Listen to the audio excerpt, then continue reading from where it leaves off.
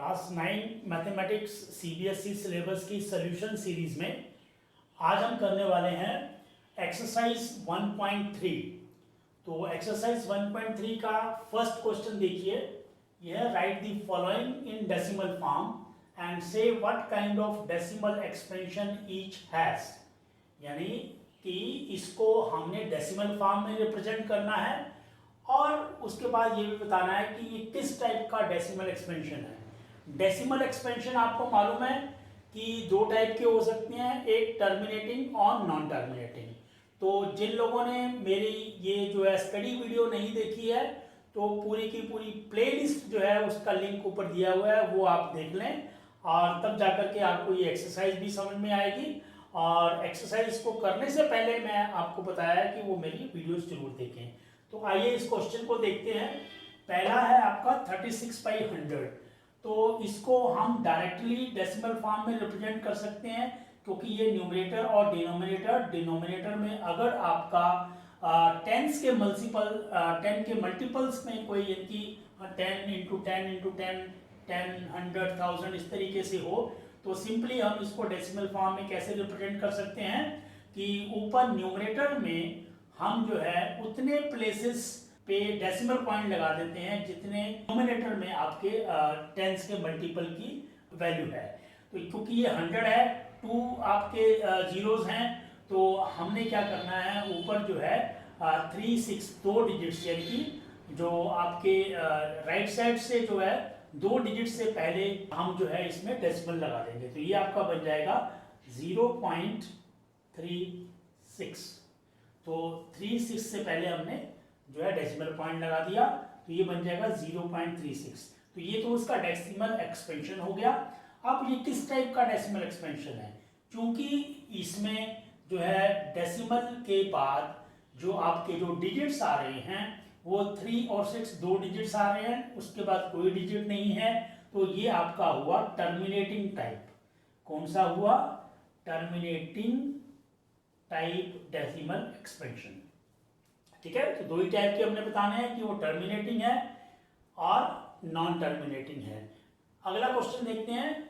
This is 1/11। तो इसको करने के लिए क्योंकि नीचे टेंस के मल्टीपल्स में नहीं है तो सिंपली हम इसको क्या करेंगे, इसको हम जो है एक्चुअल डिवीजन करके देखेंगे। तो आपका 1 को हमने डिवाइड करना है 11 से, तो क्योंकि आपका इसमें 1 डिविडेंड वो स्मॉलर है 11 डिवीजर से, इसमें पहले 0 लगा देंगे फिर डेसिमल लगा देंगे और यहाँ पर आपका एक 0 और लगाने से भी ये जो है छोटा है तो एक 0 और लगा देंगे और यहाँ पे जैसे जैसे यहाँ पे 0 लगाते जाओगे आप यहाँ भी आपका 0 लगाना पड़ेगा। तो 0 के बाद एक और डेसिमल आ गया। अब ये जो है 11 9 जा 99 आ रहा है और फिर आपका क्या बन गया 10 में से 1 बच गया। ठीक है, तो फिर उसके बाद हम नेक्स्ट जो है फिर एक और 0 ले लेंगे। तो अभी भी ये छोटा है तो यहाँ भी एक और 0 आ जाएगा, फिर एक और 0 ले लेंगे तो 11 यहाँ पे 9 जा 99 आ जाएगा। और आप देखिए कि 10 माइनस 9 1 आ गया। तो सेम प्रोसेस जो है आपका रिपीट हो रहा है, एक 0 आएगी और फिर 9 आएगा तो ये 99 और फिर ये आपका 1। तो जब आपका नीचे रिमाइंडर जो है रिमाइंडर रिपीट होने लगे तो इसका मतलब जो है आपको आगे फर्दर डिवीजन सेम जो है रिपीटेड पैटर्न में मिलने वाली है। तो आप फर्दर डिवाइड जितना भी आप करते रहेंगे तो उसका रिजल्ट सेम आने वाला है। तो यानी कि इसमें हमने देखा कि ये आपका 100 ये जो 1 जो है रिमाइंडर जो है रिपीट हो रहा है, तो रिपीट होने के बाद जो है आपको समझ जाना चाहिए कि सेम जो आपके डिजिट्स हैं वो आगे फर्दर डिवीजन में रिपीट होने वाले हैं। तो इसमें आप देखिए ये किस टाइप का है। तो पहली बात तो है कि 1 पर इसका जो आंसर आएगा ये ऐसे ही रिपीटेड होने वाले हैं। और क्या रिपीट हो रहा है आपका 090909 रिपीट हो रहा है, तो यानी कि 2 डिजिट्स जो हैं वो रिपीट हो रहे हैं। तो यानी कि ये आपका 1/11 जो है ये आपका आ जाएगा 0.09 बार। यानी कि ये जो आपका नॉन टर्मिनेटिंग डेसिमल एक्सपेंशन है और नॉन टर्मिनेटिंग में आपका 0.09 जो है वो बार बार रिपीट हो रहा है। तो ये हमारा हो गया 1/11 इज इक्वल टू 0.09 बार। और ये कौन सा हुआ? Non terminating. Non terminating, non terminating है बट जो है रेकरिंग। ठीक है, non terminating and recurring. Non terminating अगर नॉन रेकरिंग होगा तो वो आपका रेशनल नंबर ही नहीं होगा, तो वो इसमें आएगा ही नहीं आपका। तो क्वेश्चन 1 का जो थर्ड पार्ट है उसको देखते हैं। ये आपका है 4 + 1/8। तो इसको हम पहले क्या करेंगे, रेशनल फॉर्म है उसको कंप्लीट कर लेंगे। तो ये आ जाएगा, इसको 8 को इससे मल्टीप्लाई कर लेते हैं और मल्टीप्लाई करके इसमें जो है ऐड कर लेते हैं। तो यानी कि ये मल्टीप्लाई होगा और ये ऐड होगा। 8 4 = 32 + 1 ये बन जाएगा 33 डिवाइडेड बाई 8। ठीक है, इन दोनों को मल्टीप्लाई किया और इसमें ऐड कर दिया और ये रेशनल नंबर जो है आपका कंप्लीट हो गया 33/8। तो इसको हमने डिवीजन मेथड से करना है। तो डिवीजन मेथड में ये आपका 33 inside 8 outside, 8 4 = 32 and remainder is 1. So there is no take away, so you have to put a decimal point. Decimal point के बाद यहाँ पे 0 and 8 1s are 8, remainder is 2, then 1 more 0 and then 8 2s are 16, then 10 - 6 4 and then 1 more 0, 8 5s are 40। तो यहाँ पर आपका division complete हो गया। तो व्हेन द रिमाइंडर बिकम्स 0, जब आपका रिमाइंडर 0 आ जाता है तो आपकी डिवीजन कंप्लीट हो जाती है। तो डिवीजन आपकी कंप्लीट कब करनी है? जैसा मैंने पिछले क्वेश्चन में बताया, पिछले क्वेश्चन में क्या था कि आपका जो है रिमाइंडर या तो सेम आने लगे, यानी कि जो रिमाइंडर जो है वो रिपीट होने लगे तो आपका पैटर्न बनेगा रिपीटेड पैटर्न। अगर रिमाइंडर 0 आ जाए तो आपका टर्मिनेटिंग बन जाएगा। तो दैट मीन्स इसका आंसर क्या आया? इसका आंसर आया 4.125। और ये किस टाइप का है? क्योंकि टर्मिनेटिंग है आपका, रिमाइंडर 0 आ गया है। So it's type of division is, या type of decimal form is terminating. ठीक है, this is a terminating type of decimal form. Fourth question देखिए, 4 is 3/13। तो इसको हम डिवीजन मेथड से करेंगे। तो 3 inside 13 outside, 3 is smaller than 13, so you have to put a 0 before decimal point and put a decimal point, and then 0 13 2s are 26, 10 - 6 4, take one more 0, 13 3s are 39 और फिर reminder is 1, एक reminder आ गया आपका। फिर आप 0, now it is not because this figure is smaller than this, so आपको क्या करना है, एक और 0 लेना है, लेकिन यहाँ पर आपको एक और 0 लेना पड़ेगा। फिर आपका 13 7 = 91 and remainder is 9, then take one more 0 and अभी कितने पे आपका जा रहा है ये 13 6 जा, 13 7 जा तो 91 होता है, 13 6 जा 78 2 एंड 10 - 8 2 एंड 8 7 1 मोर 0। तो इसके बाद आपका ये 9 पे जो है डिवाइड होगा, 9 3 = 27 and 9 11 117, 10 - 7 3, तो 3 आ गया। Next again 0। अब देखिए आपका जो है ये 3 0 आया, तो यहाँ पर ले लीजिए आप 3 0 है ना। और नेक्स्ट आपका क्या आ जाएगा, 3 2s are 26, 10 - 6 4। अब यहां से देखो आप, यहां तक आए हम, ये यहां से रिपीट होना शुरू हो गया। ये रिमाइंडर 3, फिर रिमाइंडर 4, ये रिमाइंडर 3 यानी ये वाला आ गया, फिर रिमाइंडर ये 4 वाला आ गया। तो ये आप यहां से रिपीट होना शुरू हो गया।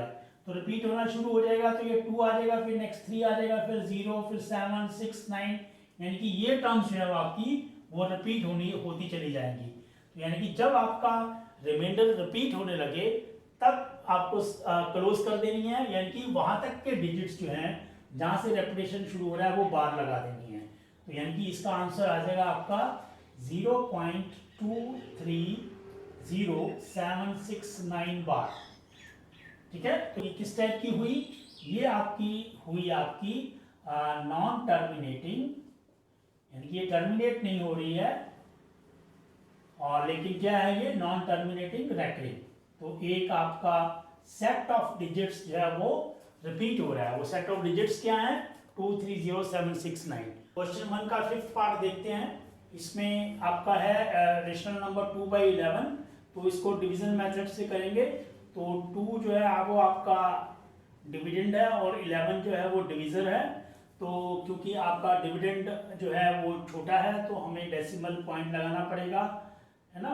और उसके बाद जो है इसको 0 जो है एक राइट साइड में हमने इंक्लूड करनी पड़ेगी। तो अभी देखिए ये 11 1 जा 11 एंड 10 - 1 9 ऐसे आ जाएगा। और उसके बाद जो है 1 more 0 एंड 11 8 जा 88 एंड 10 - 8 2, then 1 more 0 and 11 1 जा 11, तो एंड 10 - 1 9। हमने देखना यहाँ से रेपिटेशन शुरू हो गया है, तो ये आपका 11 8 जा 88, तो ये रेपिटेशन जो है वो यहीं से शुरू हो गया था। यानी कि ये जो 2 जो है इनिशियल नंबर था ये यहाँ से दोबारा से आ गया एज ए रिमाइंडर। और क्वोशंट जो आपका है, क्वोशंट में आपका जो है ये जो डिजिट्स हैं वो रिपीट हो रहे हैं, तो ऐसे आगे भी रिपीट होते चले जाएंगे। तो हमें जो है यहाँ पे फर्दर डिवीजन जो है सेम आएगी, तो इसलिए इसको हम लिख सकते हैं 0.18 बार, 0.18 बार। और ये किस टाइप का है? ये आपका है जो कौन सा है? Non terminating, non terminating, non terminating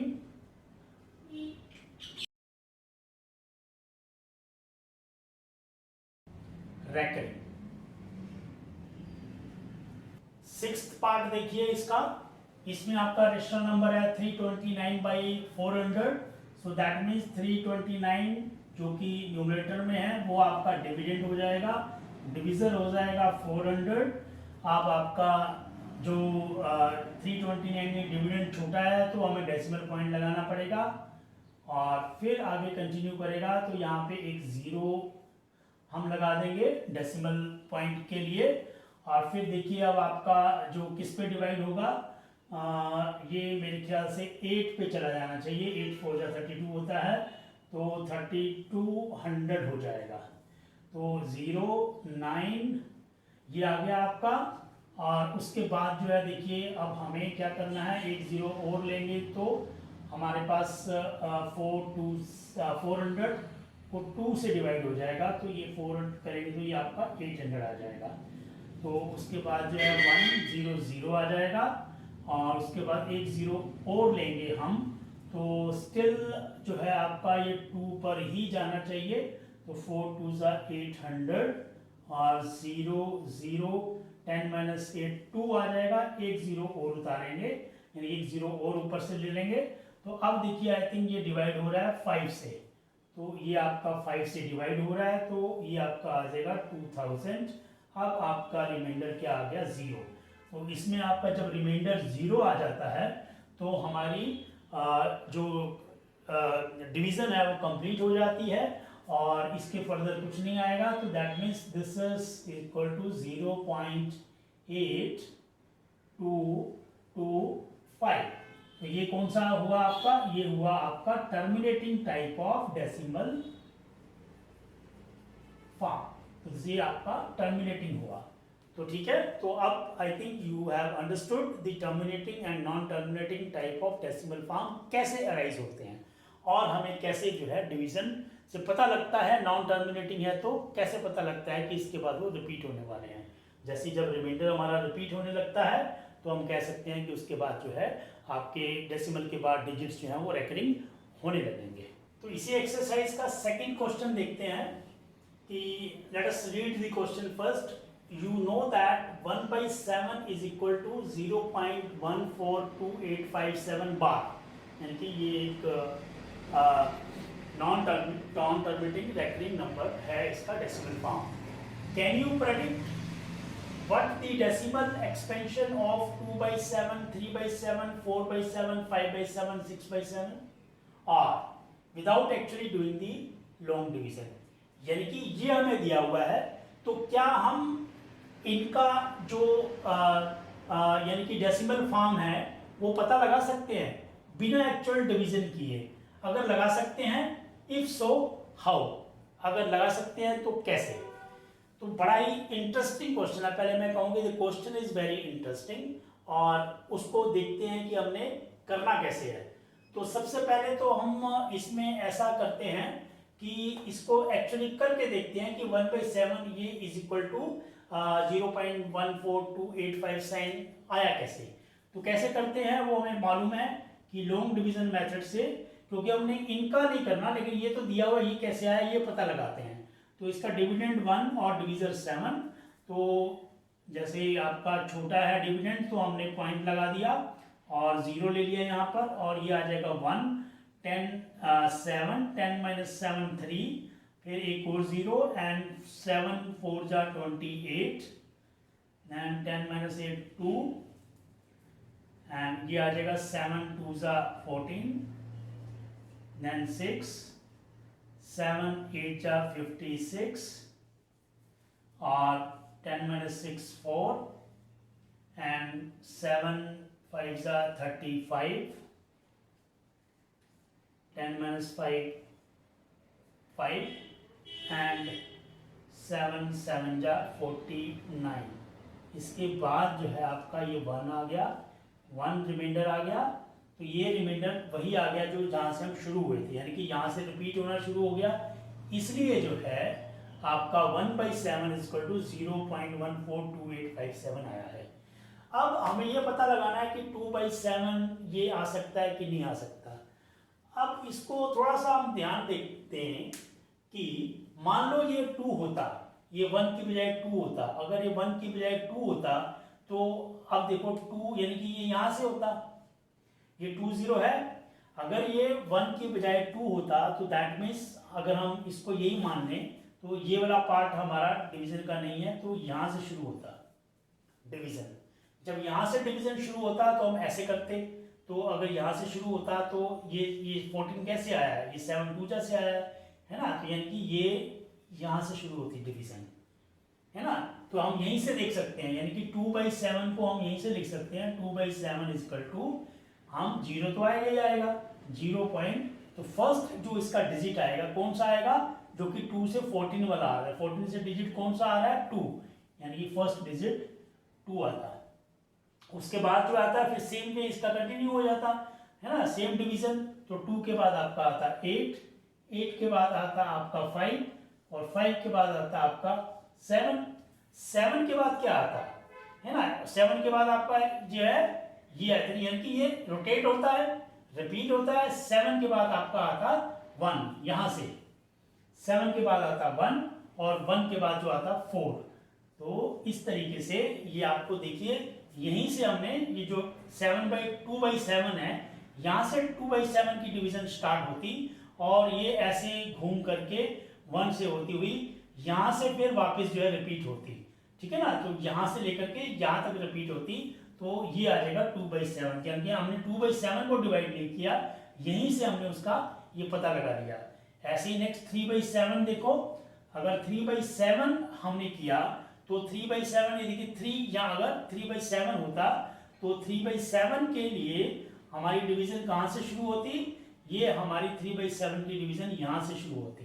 और यहाँ के लिए पहला डिजिट क्या आता, पहला डिजिट 4 आता है ना, क्योंकि ये तो होता नहीं, यहाँ से डिवीजन शुरू होती, राइट. और यानी कि 3/7 के लिए हमारा पहला डिजिट आ जाता 4. 4 के बाद ऐसे कंटिन्यू होता. कंटिन्यू होने के लिए नेक्स्ट डिजिट आ जाएगा आपका 2, फिर 8, फिर 5, फिर 7, 7 के बाद फिर आपका 1.